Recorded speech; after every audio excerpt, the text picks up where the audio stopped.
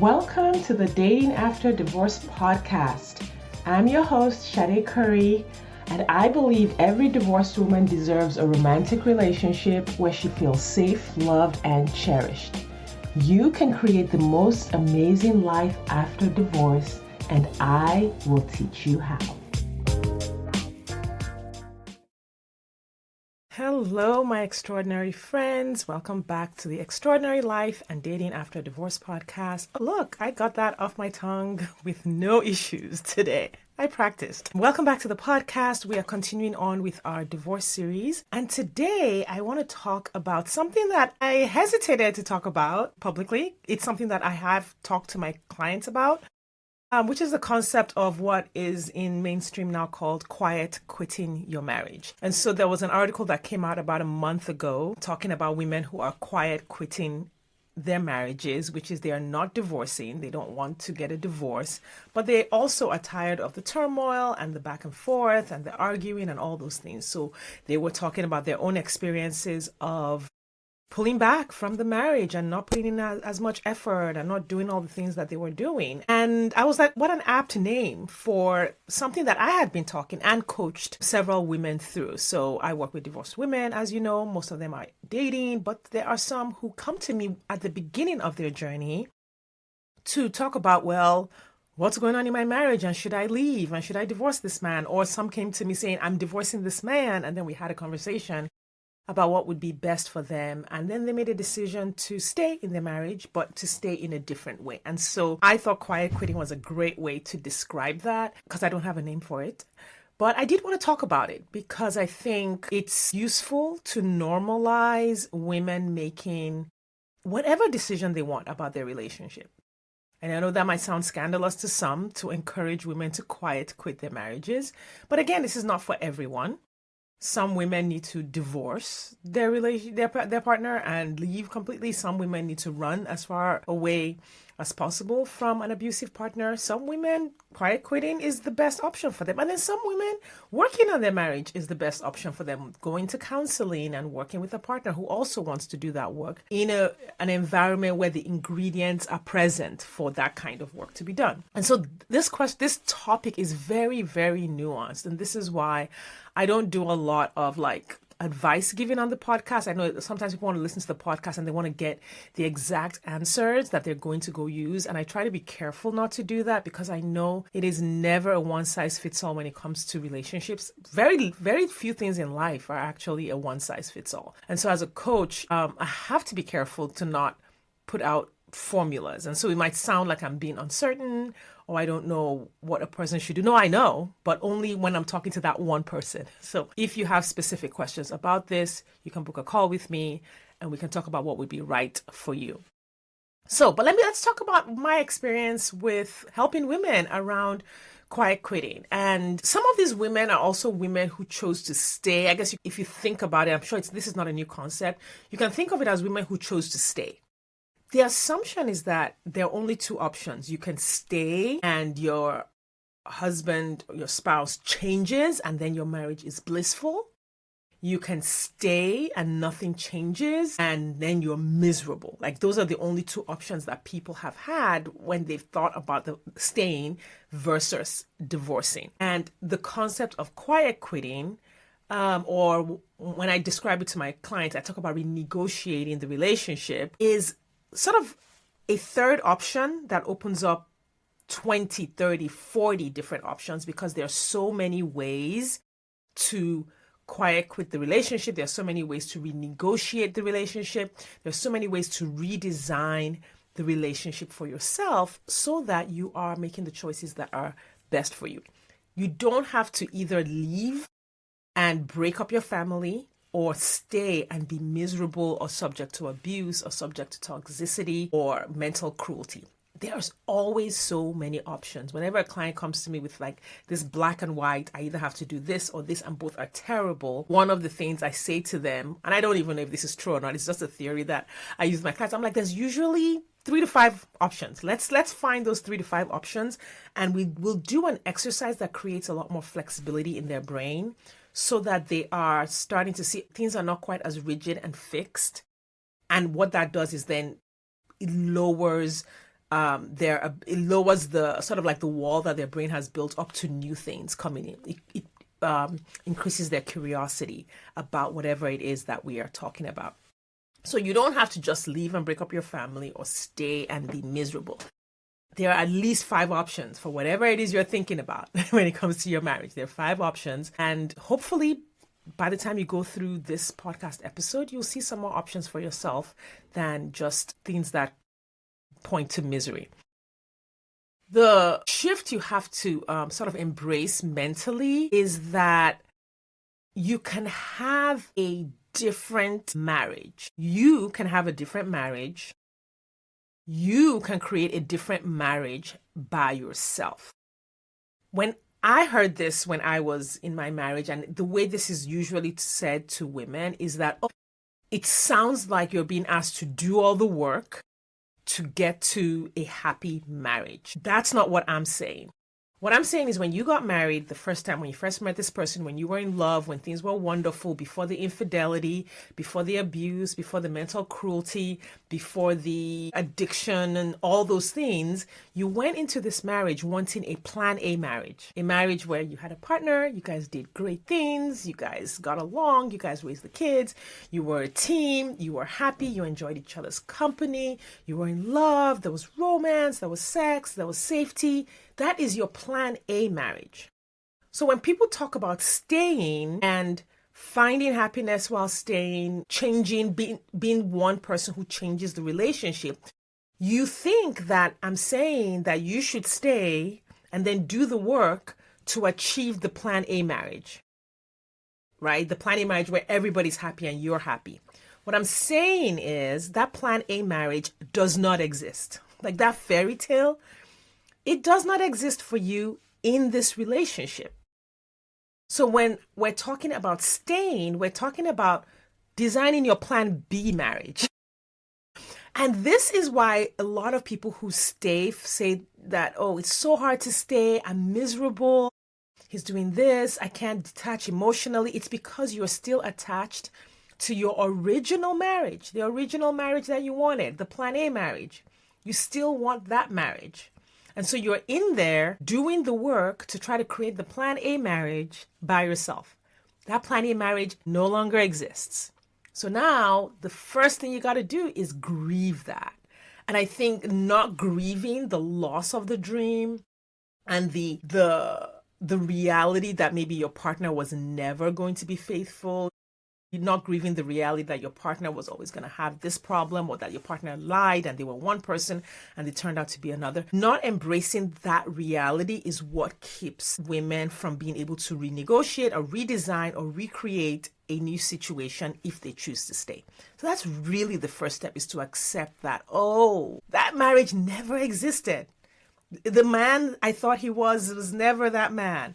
The situation I thought we had was never the situation. And that might take a minute and some work, right? Working through that by itself is one thing. It's one thing that, I mean, depending on the client that I'm working with, it can take months to do that. Some clients, we work through it pretty quickly. But that is the sort of like the breakdown. You're tearing down what exists in your mind. You're tearing down the fairy tale and in a sense, the lies, the story, the narrative that this was going to be couple goals. And when you do that, you give yourself the opportunity to create something new. A lot of the resistance to doing the work or engaging with what's happening in a marriage is because a lot of people don't want to let go of the belief that they can have that. Sometimes you can and sometimes you can't. Like I said, this is not the stuff that I typically say on the podcast, but this is such a different topic. I kind of have to be real with you guys. Sometimes you can and sometimes you can't. It depends on you, who you are. It depends on the partner that you're working with. Not every partner has the capacity for your plan A marriage. If you are listening to this and resonating with any of it, chances are you married someone who did not have the capacity to build that plan A marriage with you. And in order to move ahead in any direction, whether you are divorcing or you are staying or you got to accept that. And accepting it is work, depending on how long you built up that fairy tale in your mind, how long you've craved it and desired it and believed it was available and worked towards it. There might be some work there. So Once you do that, then you can start to say, okay, what do I want to build? Right? And is staying and building this thing the best thing for me? Some people for whom staying and quiet quitting or renegotiating, for whom that is the best option, a lot of times it has to do with, children. I worked with a client who chose to stay, and her reasons were because of her kids. And there was just certain things that were in the mix with her children where having them in the home with their father was the best thing for them. It was just the way it was. I mean, and those were actual facts. It was going to be the best thing for them to be in the home with their dad in her situation. And so then we did that work to say, okay, yeah, it's nice that, you hear a lot about, hey, you should move out and you should blah, blah, blah. But is that always the case? You talk to, not every divorced woman is escaping an abusive situation or a situation where there's mental cruelty or there's a situation where there's financial abuse or spiritual abuse or physical abuse, right? People divorce for very many reasons. And in her case, she wanted a divorce and she wanted to be out of that relationship, but she also wanted other things. And I think that's the alsos are what's important. The alsos are what we need to take into consideration for someone who's like, yeah, I don't like him anymore. But also, what are your alsos that you want to consider? And what happens is when you bring all of those factors onto the table, finances, health, children, your geography, where you live, the culture you live in, the activities you participate in, the life that you want, all the things. When you put all those things on the table, now you're looking at the big picture. It's not just this, I'm looking at the fact that he did this and I hate it and now I'm going to leave. It's, there's this bigger picture of all these things. When I put all these things on the table in the priority that I want them, in the order that I want them, for the life that I want, what does that picture tell me and what can I have? And so with clients like this, typically what I do is I take them sort of back to first principles. You have choices, you have options. You have been, for many of them, they've been running the whole household anyway. Anything that's important in that relationship, for the most part, these women are the ones who've been running it. And I'm like, so you have a lot of power, but because in your mind, you're still buying into the fairy tale and you're buying into this person is supposed to be the leader, even if they're not leading anything or doing anything or acting on anything, you're just buying into certain old beliefs and old constructs and conditioning that you're not exercising what your ability and your capacity is. And so what we do is then once they realize that where their power is, where their ability is, what is within their control, within the relationship, and then we begin to put together a design for the relationship that they want. One thing that is helpful is to rename the relationship. I have one client that we renamed her, actually two of them that we did this work with. They renamed their relationship. One renamed her relationship with her partner to coworker.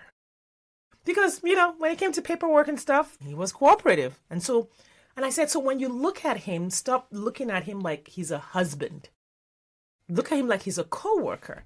And immediately that charge comes down, that pain and the anger and the frustration, because a husband is supposed to be doing a whole bunch of things. This man is not doing that, has never done it, ain't getting ready to do it. There's no point, because and every time you look at him and say, this is my husband, that gap between what he does and what you want or what you define as what a husband should do immediately brings up all of these negative feelings. But if you go home and you're like, oh yeah, my coworker for running this home is here, the charge goes all the way down. So the one client, we kind of did that. The other one, I think she named him co-parent. In her mind, she was divorced and he was her co-parent because, it was about the kids. And she was like, oh yeah, he would be a great co-parent. I'd love co-parenting with this man. And so she took all of the other responsibilities of husband that she had given him in her mind and said, okay, he's no longer responsible for any of these. In her mind. Now, these are not conversations that these women had with their spouses at all. This had nothing to do with the man. It was not about changing him, controlling him, telling him, oh yeah, now you're my co-parent, no longer my husband. It wasn't about any of that. This was all a mental exercise so that my clients could get to peace in their own mind, free up their emotional space, free up their mental space, so that they could do the things they wanted to do with their life. And so for the other one, the renaming was co-parent. And it's amazing. I always see just how much relief that redesign of the relationship does for them. Like, it's like, oh, all this drama is in my mind because I want him to do all these things. I want him to be all these things. And he was never going to do that. And so you can take responsibility for how you see your marriage, not just kind of like what I was told in my first marriage. Well, like, you're so negative. I was like, I wish someone had told me how to quiet quit my marriage. I really wish, because in the community that I was in and in the conditioning and the beliefs that I had, you either had to be like totally happy in your relationship, or you were this terrible, negative, complaining, ungrateful person. But that middle ground is so beautiful if you can find it. So taking responsibility for how you see your marriage, not in a shaming way, but in a powerful way, is really the second step. Seeing those choices, then taking your needs that are not being met off the table from your partner. Again, this is not about telling him anything. In fact, all of these women that I worked with did not have a single conversation with their partner. Now, I know there are some situations where having those conversations with your partner can be useful. For a woman who's on the verge of divorce, having conversations about quiet quitting the marriage is not useful. So that's kind of like how you might want to look at somebody who's like literally ready to move out or has already moved out, or someone like you've been married 25 years and your husband has just always cheated on you. Like, having a conversation about how he needs to not cheat in order to, it's just not useful, because like, who this person is. So I typically teach my clients to not have the conversations with their spouse about quiet quitting, so that they can take 100% responsibility for the changes that they want to make. Because those conversations typically then put them in the place where now they've said this to their spouse. Now they've got to negotiate with their spouse. Exactly. It gets messy. It gets messy. So they're renegotiating with themselves what the relationship is going to be like. They are redesigning it with themselves, and they are taking responsibility for creating the changes that they want. So if you've been waiting for your partner to take you on vacation and he never does, you take that off the table from him, because you wouldn't expect your coworker to take you on vacation, right? Yeah. So now you do that for yourself, right? Changes like that empowered you to have the life that you want to the best of your ability, instead of waiting and begging and pleading and crying and manipulating and controlling and demanding that another person meet those needs, who has shown that they have no desire to meet those needs, no capacity to meet those needs. They have proven over and over and over again that they have no intention of meeting those needs. And so the steps here are, one, to understand what your options are, and to stop chasing the option that is not available to you. Stop chasing plan A. Now, there are some of you that are in great marriages, and, the pursuit of excellence in a marriage like that is possible for you. Please, you all need to keep that journey going, okay? Keep that journey going so that your friends and your family can see an example of what is possible. This is not for good marriages. Hopefully everyone listening is applying nuance and realizing that everyone's situation is different. And I'm actually going to do a podcast episode on how to evaluate your own marriage, like when you're thinking about what kind of advice to take, what kind of coaching to apply to your marriage. What are the things you need to be thinking about? So you need to accept the reality of what your marriage is like, let go of the fairy tale. You want to open your brain to options. And the initial response your brain is going to have is, I only have these 2 options. Or I only have these 3 options. Listen, if you want to open up 20 options for resolving this, you need to book a call with me, because that is my superpower. I can help you do that. And then finally, once you put all those options on the table, you need to do the work of renegotiating and redesigning and bringing those changes to the table so that you can have a life you enjoy without necessarily breaking up a relationship that didn't need to be broken up.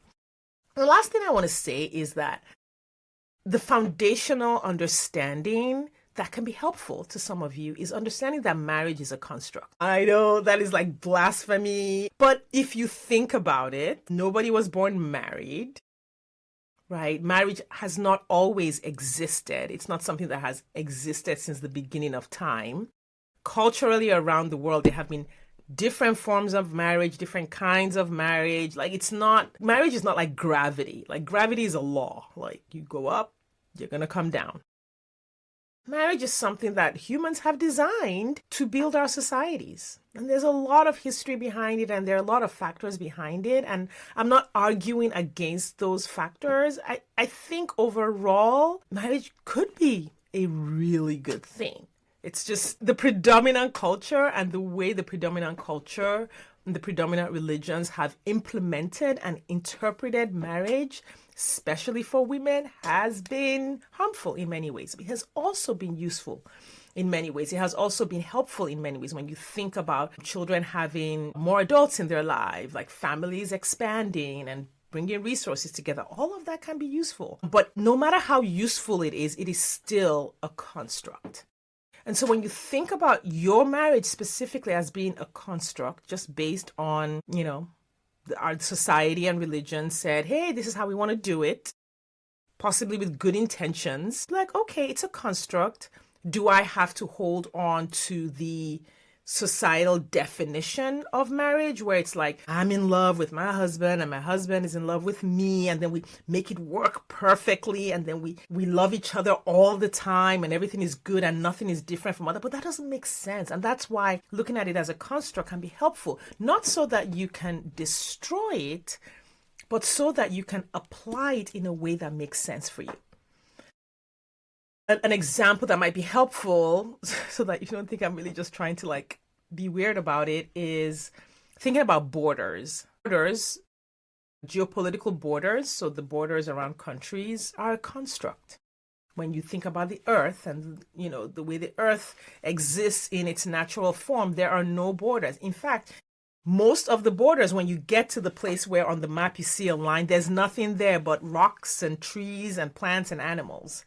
So the lines on the map are constructed by human beings, some for good reasons, some for not so good reasons. The borders are useful in some ways and they are harmful in some ways. They are helpful for some things and they are harmful for some things. Humans created those borders because they thought it was going to be useful.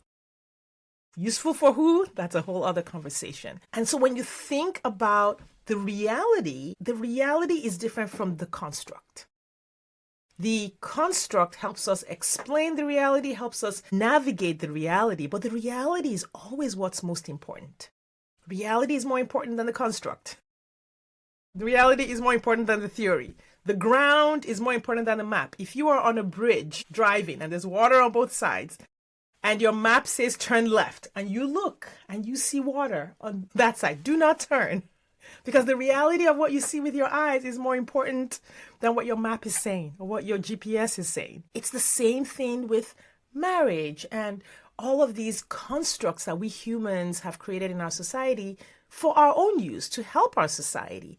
But you as an individual need to say, okay, I got this map that says marriage should be like this. It says husbands should plan family vacations for their wives, and husbands should watch the kids when their wives go for a girls' night out, whatever. If that is not happening, if you look with your eyes in your relationship and that is not happening, do not try to force it and sit and wait and cry about it for 20 years. Do not try to, you can ask, hey dude, can you watch these kids while I go to a girls' night out? And he's like, no, I'm not doing that. He might say he's not doing that.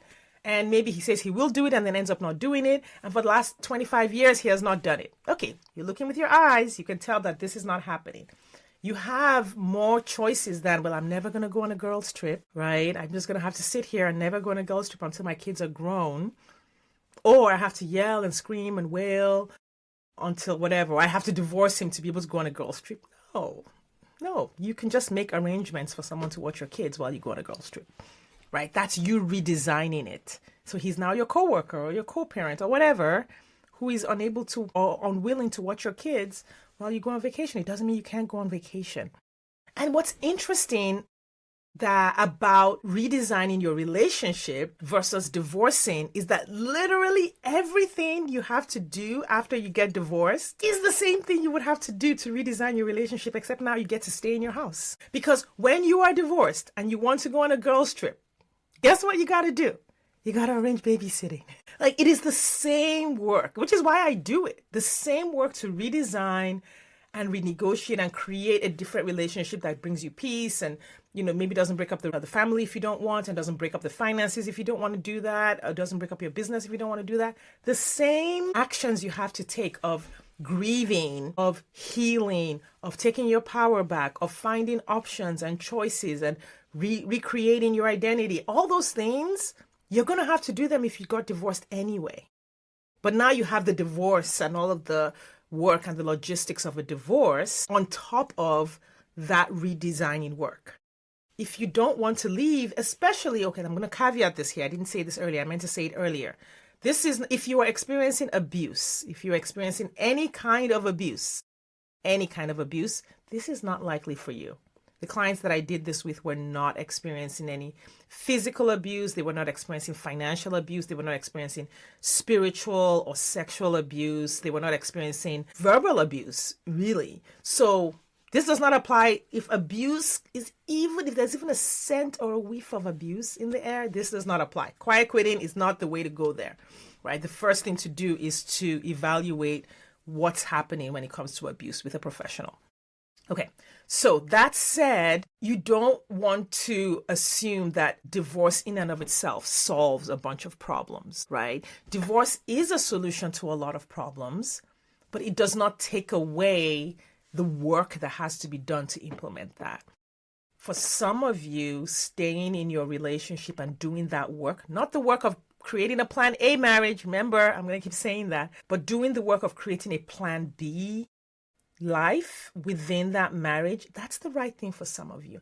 And it's some of the work that I've done with some clients that I'm most proud of, because for all of the women that I've done that work with, they didn't think that anything could be done. They had been to marriage counselors who had wanted to help them get the marriage together and teach the husband how to love them and all the blah, blah, yada, yada, yada. And I was their last resort. And I'm so proud that I was able to help these women, quote unquote, save their marriage. We didn't save the original marriage. It was literally creating the marriage that they had the ingredients for.